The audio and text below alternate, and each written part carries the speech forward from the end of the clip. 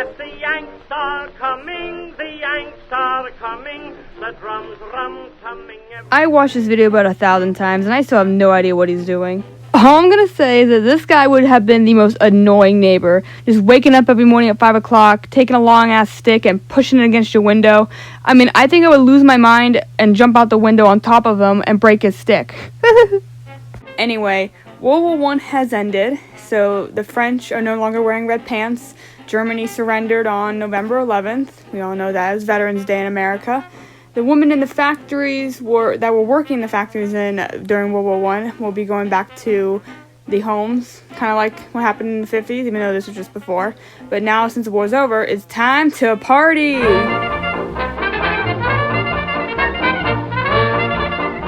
In comes the 1920s, a year of modern technology in cars, prohibition of alcohol, and this guy. We don't talk about that guy yet.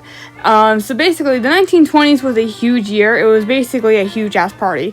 The 1920s was a modern time for the fact that this was the early 20th century, and it was a very good time, except for the fact that there was a huge-ass stock market crash that left the entire country poor. Many banks were closing, and a bunch of people out of jobs, but we'll talk about that later. Now that I'm thinking about it, the 1920s really was a party of the century. Like, it was the party. You get drunk, you get high, you do a whole bunch of things that you'll regret, you wake up, you're hungover, and then you end up regretting everything you did the night before. It's pretty much every party ever now. I want to begin this whole episode with actually something that's pretty much opposite of the 1950s, where people were moving out of the cities into the suburbs. People in the 1920s were moving out of the rural areas right into the cities.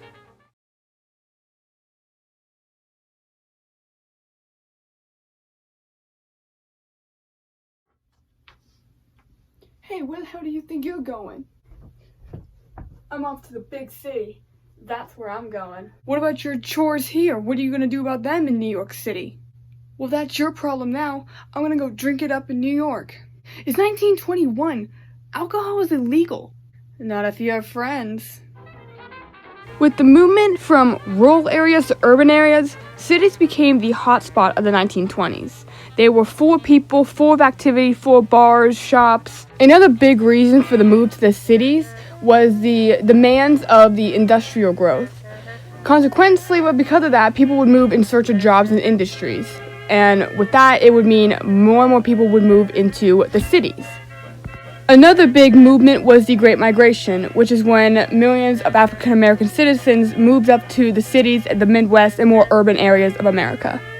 During the 1920s, the three most populated cities in America were New York, Chicago, and Philadelphia. Now, with these movements to the cities, it really created a huge boom in American economy, American culture. The 1920s earned a few different names. It was known as the 1920s, the 20s, but it was also known as the Roaring Twenties and the Jazz Age because of the increase in jazz music throughout the decade. Another really popular thing in the 1920s actually really did come to light in the earliest 20th century and late 19th century, but they were cars. Cars in the 1920s absolutely exploded. Their technology got better, their speed got faster, though they're not able to compete with the cars that we have today. But believe me, in the 1920s, these cars were no less than revolutionary. During the video, you can see all these people, and though this video was taken near the end of the 1920s in 1928, people were still everywhere at this time. Of all these people, was something they wanted to do was party and drink, so they did.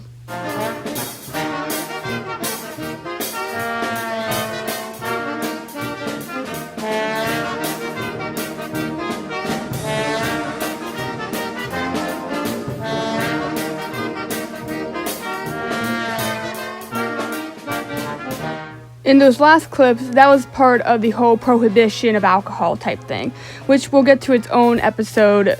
We had the alcohol, we had the bands, and we had the party. And because of these parties, women were oftentimes making their way out of the house into the city life. Women had more freedom beginning in the 1920s because of the 19th Amendment that was passed that allowed women to vote.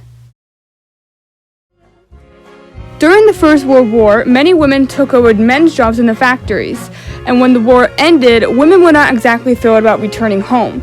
So they decided to take their ambition from working and head out into the world. They broke several rules that were considered unwomanly, such as wearing short dresses, cutting their hair, and showing skin. This was all really considered weird back then. These women were called flappers. Flappers were women who went out and they basically did everything against what the woman was meant to do. Women were meant to be at home, taking care of children, doing the cooking, the cleaning, and that stuff. These women decided to go out, they decided to go party, they danced, they smoked, they drank illegally, because during this time there was prohibition against alcohol.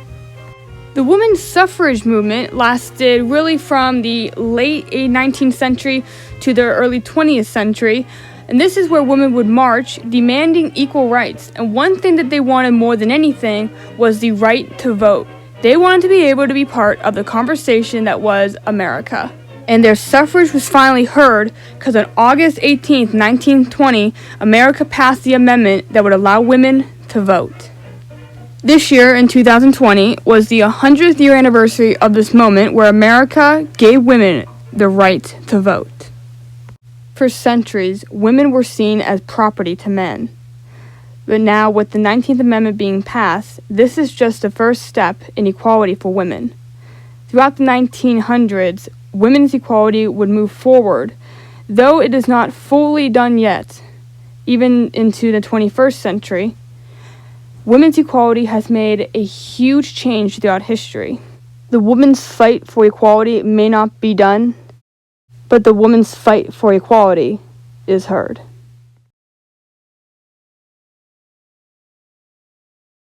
Much of the music that you've heard throughout this video has been jazz music. Jazz music was huge in the 1920s. It let a nice, loose, flowing kind of curve into 1920s music, 1920s culture. This jazz band has Louis Armstrong playing the trumpet, who was a huge person with jazz. You also see there was a trombone, a clarinet, a double bass, and a drum set back there. Because of the prohibition against alcohol in the 1920s, jazz music was able to bring a liveliness to the city and to parties. Because the nightclubs were not allowed to sell alcohol, jazz band was another way to get adrenaline rushing and get people moving and dancing. Jazz music was also a huge moneymaker in the 1920s. It basically made up for the lost revenue that alcohol did for bars and nightclubs. Jazz music would stick around for many, many more decades. It's actually even still popular today. You can still find pieces of it in music. A lot of it, though, is older. You can't really find too many newer jazz pieces. A lot of it's from the 1920s, 1930s, and 40s. And then when the 1950s came around, it just released a whole new, different version of music. You know, you had the rock, you had country. Country was popular back in the 1920s, but it wasn't as big as, your jazz music was.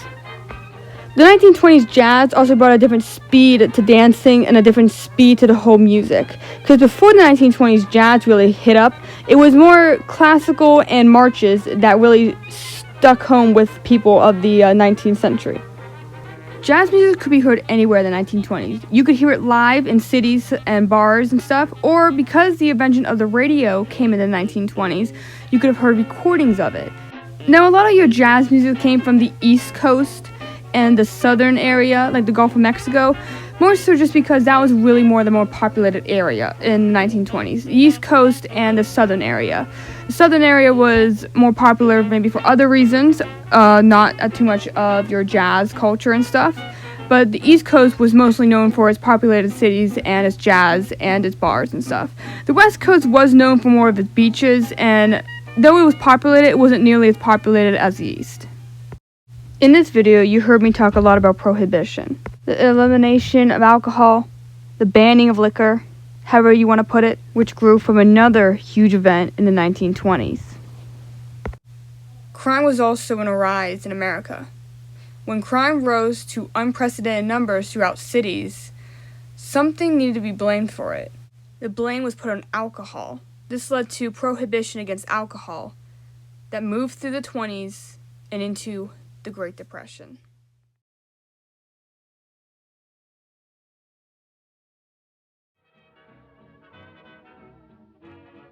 Before you go, I just want to say Merry Christmas and Happy New Year. if there was anything that I would wish to happen in 2021 is that it's much better than what happened in 2020. Anyway, see you on the flip side, right in 2021.